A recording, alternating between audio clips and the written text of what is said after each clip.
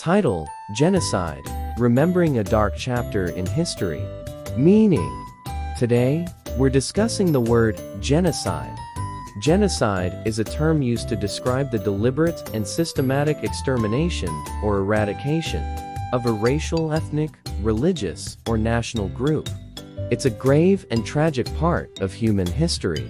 Pronunciation: pronouncing genocide is straightforward, Genocidegenius, with a soft G and a long E.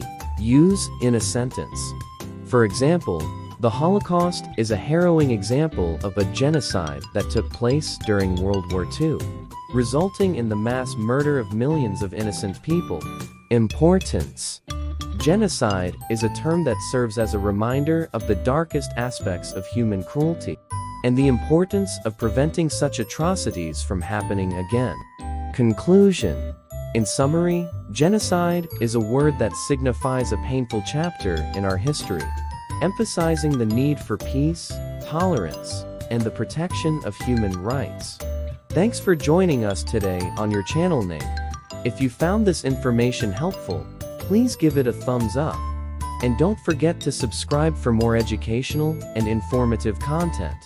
Let's remember the past to build a better future.